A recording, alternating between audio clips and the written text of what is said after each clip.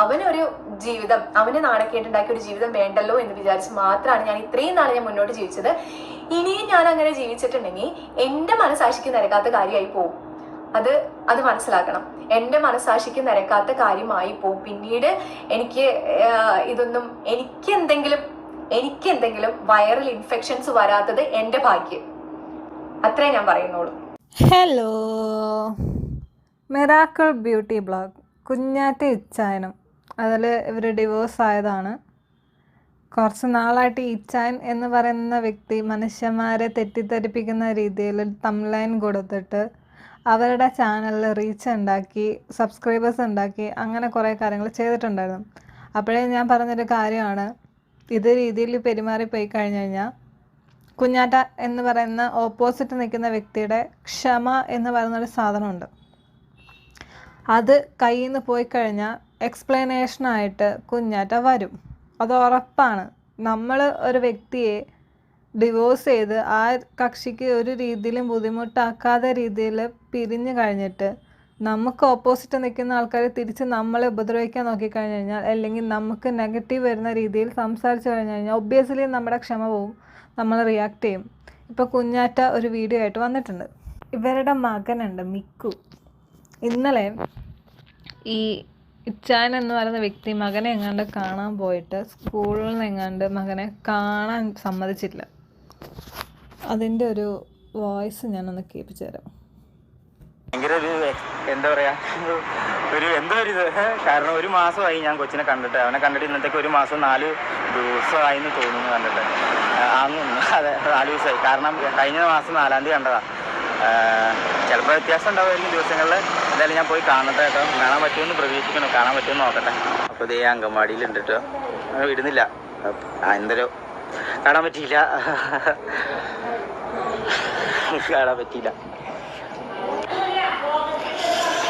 അപ്പം പോവാ ഞാൻ.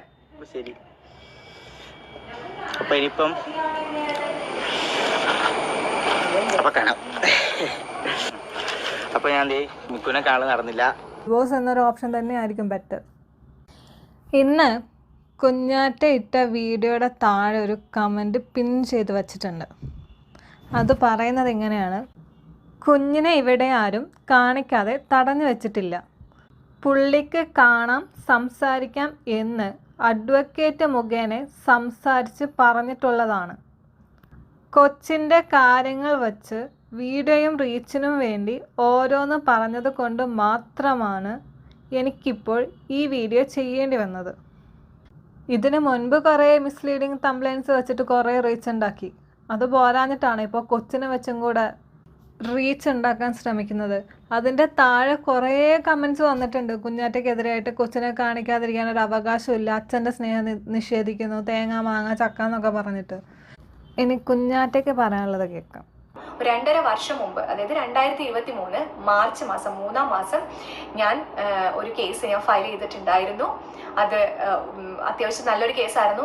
നവംബർ മാസം തൊട്ടേ തുടങ്ങിയ ഒരു പ്രശ്നത്തിന് മാർച്ചിലാണ് അതിനൊരു തീരുമാനം ഉണ്ടായത്. അതിൻ്റെ ഇടയ്ക്ക് ഞങ്ങൾ കോണ്ടാക്ട്സ് ഉണ്ടായിരുന്നെങ്കിലും അതിനൊരു ഞാൻ ശരിക്കും ഡിസിഷൻ എടുത്ത് ഞാൻ വനിതാ കമ്മീഷനിലും അതുപോലെ തന്നെ മറ്റൊരു കുടുംബ കോടതിയിലും ഞാൻ കേസ് ഫയൽ ചെയ്തിട്ടുണ്ടായിരുന്നു. അപ്പോൾ വനിതാ കമ്മീഷനിലൊക്കെ കേസ് കൊടുക്കണമെങ്കിൽ അത് ഏത് രീതിയിലായിരിക്കും എന്നൊന്ന് ആലോചിച്ച് നോക്കണം. ഈ ഒരു പ്രശ്നം ഈ ഒരു വ്യക്തിയുടെ വീട്ടിൽ പറഞ്ഞപ്പോഴാണ് അവിടെ ഒരു പ്രശ്നം ഉണ്ടായതും.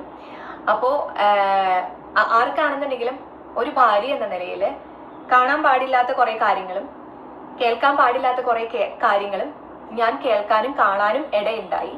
അതുകൊണ്ടാണ് ഞാൻ ഈ ഒരു ഡിസിഷൻ എടുത്തത് എന്ന് നിങ്ങൾ വിശ്വസിക്കുക. ഇതിൽ കൂടുതലൊന്നും കുഞ്ഞാറ്റയ്ക്ക് വ്യക്തമാക്കിയിട്ട് പറയാൻ പറ്റത്തില്ല എന്താണ് പ്രശ്നം എന്നുള്ളത്. കൂടെ അന്നത്തെ ഒരു വീഡിയോയിലൊരു ചാറ്റിൻ്റെ സ്ക്രീൻഷോട്ട് കൂടെ കൊടുത്തിട്ടുണ്ടായിരുന്നു.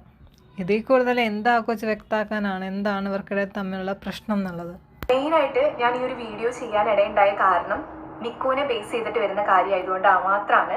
അപ്പോൾ മിക്കുവിനെ ഞാൻ ഒളിപ്പിച്ചു വെച്ചിരിക്കുകയാണ്. ഞാൻ അപ്പനെ കാണിക്കുന്നില്ല, ഞാൻ ഭയങ്കര ക്രൂവലാണ്, ഷെയിം ഓഫ് യു കുഞ്ഞാറ്റ എന്നൊക്കെ പറഞ്ഞ് കുറേ മെസ്സേജുകൾ എനിക്ക് ഇൻസ്റ്റാഗ്രാമിൽ വന്നു, യൂട്യൂബിൽ കമൻറ്റ് ബോക്സിലും വരുന്നുണ്ട്.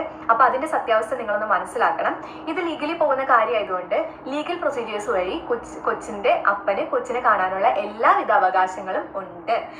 ഈ ലീഗൽ പ്രൊസീജിയേഴ്സ് അല്ലെങ്കിലും ഞങ്ങൾ തന്നെ പറഞ്ഞിട്ടുണ്ട്, മിക്കുവിനെ കാണണമെന്നുണ്ടെങ്കിൽ വീട്ടിൽ വന്ന് കാണാം, ഇല്ലെങ്കിൽ എവിടെയെങ്കിലും വന്ന് കാണുന്നുണ്ടെങ്കിൽ അങ്ങനെ വന്ന് കാണാനുള്ള അവകാശവും കുഞ്ഞിന്റെ അപ്പന് എന്ന നിലയിൽ ഉണ്ട്. ആരും കൊച്ചിനെ ഇവിടെ കൊണ്ടുവന്ന് കൂട്ടി വെച്ചിരിക്കുകയോ അല്ലെങ്കിൽ കാണിക്കാതിരിക്കുകയോ ചെയ്യല്ല. നഴ്സറി വിടാത്തതിന്റെ മെയിൻ ആയിട്ടുള്ള റീസൺ ഇപ്പൊ ഞാൻ പറയുവാണ്. അത് അങ്ങനെ ഒരു കാര്യം എടുത്ത് പറഞ്ഞതുകൊണ്ട് മാത്രം ഞാൻ പറഞ്ഞതാണ്. അതായത് നഴ്സറിയില് കൊച്ചിനെ വിട്ടിട്ടുണ്ടായിരുന്നു. ആ വിട്ട സമയത്ത് വേറൊരാള് പുറത്തുനിന്നുള്ള അപ്പനല്ലാതെ പുറത്തുനിന്ന് ഒരാള് വന്ന് വീഡിയോ കോൾ ചെയ്ത് കൊച്ചിനെ കാണിച്ചു കൊടുത്തു. ഇൻ കേസ് ആ പുറത്തുനിന്ന് വന്ന ആള് എന്തെങ്കിലും മിഠായി കൊടുക്കുക അല്ലെങ്കിൽ വേറെ ആരെങ്കിലും എന്തെങ്കിലും കൊടുക്കുക, കൊച്ചത് മേടിക്കും, കൊച്ചത് കഴിക്കും. ഇൻ കേസ് കൊച്ചിന് എന്തെങ്കിലും സംഭവിച്ചാൽ, ഇൻ കേസ് സംഭവിച്ചു എന്നല്ല, സംഭവിച്ചാൽ ആര് ഉത്തരവാദിത്വം പറയും? ആരുടെ കയ്യിൽ, ആരാണ് കുഞ്ഞിനെ നോക്കിക്കൊണ്ടിരിക്കുന്നത്? എന്റെ വീട്ടുകാരാണ് നോക്കിക്കൊണ്ടിരിക്കുന്നത്. എന്റെ മമ്മിയും പപ്പയും എന്റെ അനിയനുമാണ് കുഞ്ഞിനെ നോക്കിക്കൊണ്ടിരിക്കുന്നത്. അപ്പൊ അതിന്റെ ഉത്തരവാദിത്വം, കുഞ്ഞിന് എന്തെങ്കിലും സംഭവിച്ചാൽ ഉത്തരവാദിത്വം ആർക്കാണ്? ഞങ്ങൾക്ക് ഞങ്ങളുടെ മിക്കുവിനെ വേണം.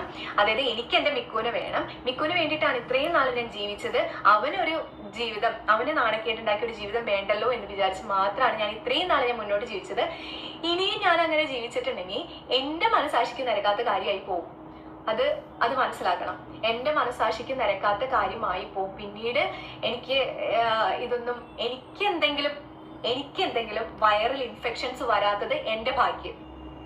അത്രേ ഞാൻ പറയുന്നുള്ളൂ.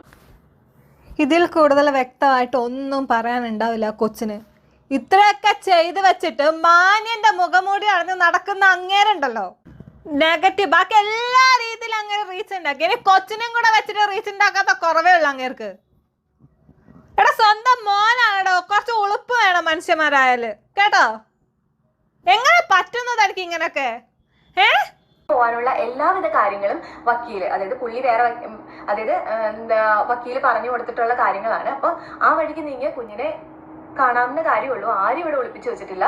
കൊച്ചിനെ വെച്ചിട്ട് റീച്ച് ഉണ്ടാക്കാൻ വേണ്ടിയിട്ടും കുഞ്ഞിനെ വെച്ചിട്ട് ഇമോഷണലി പറഞ്ഞ് ഓരോ കാര്യങ്ങൾ പറഞ്ഞ് റീച്ച് ഉണ്ടാക്കുമ്പോഴും ഞാൻ അറിഞ്ഞ കുറേ കാര്യങ്ങളുണ്ട്. കുറേയൊക്കെ എനിക്കറിയാം ഏതുവരെ സത്യമാണ് ഏതുവരെ നുണയാണെന്നുള്ളത്, കുറേ കാര്യങ്ങൾ. അപ്പോൾ ഇതൊക്കെ ആദ്യം നമ്മൾ ഒരു കാര്യത്തോട് അടുക്കുമ്പോൾ നമുക്ക് അത് മനസ്സിലാക്കാൻ ബുദ്ധിമുട്ടുണ്ടാവും. പക്ഷെ തെളിവോടുകൂടി കിട്ടുമ്പോണ്ടല്ലോ അത് വല്ലാത്തൊരു മാനസിക ബുദ്ധിമുട്ടാണ്. കാരണം ഞാൻ എൻ്റെ ജീവിതത്തിൽ സ്നേഹിച്ച ഒരാള് എന്നെ ചതിച്ചു. വാടക വീടുകളിലെ ഓണേഴ്സിനോട് ചോദിച്ചാൽ ചിലപ്പോൾ എന്തായിരുന്നു എൻ്റെ ജീവിതം എന്ന് അറിയാൻ പറ്റും. വേറെ ആരും അറിയണ്ട. എൻ്റെ ജീവിതം അവർക്ക് ചിലപ്പോൾ മനസ്സിലാവും, അല്ലെങ്കിൽ എന്നെ ചുറ്റിപ്പറ്റി നാട്ടിൽ നിന്നവർക്ക് മനസ്സിലാവും എൻ്റെ ജീവിതം എന്തായിരുന്നു എന്ന്. ഇത് കുറേ ഉണ്ട്. കുഞ്ഞാച്ചിയുടെ ചാനലിൽ പോയി കഴിഞ്ഞാൽ കാണാം കാര്യങ്ങളൊക്കെ. ഈ ഇച്ചായൻ എന്ന് പറയുന്ന സാധനത്തിൻ്റെ മുഖംമൂടി ഇതോടെ പൊളിഞ്ഞല്ലോ. ഇനിയെങ്കിലും ഇച്ചായനെ വാരിക്കോരി സപ്പോർട്ട് ചെയ്യുന്നവർ ഒന്ന് ആ ചാനലിൽ നിന്ന് ഇറങ്ങിപ്പോ, പണിയെടുത്ത് ജീവിക്കട്ടെ അങ്ങേര്. ശരി എന്നാ.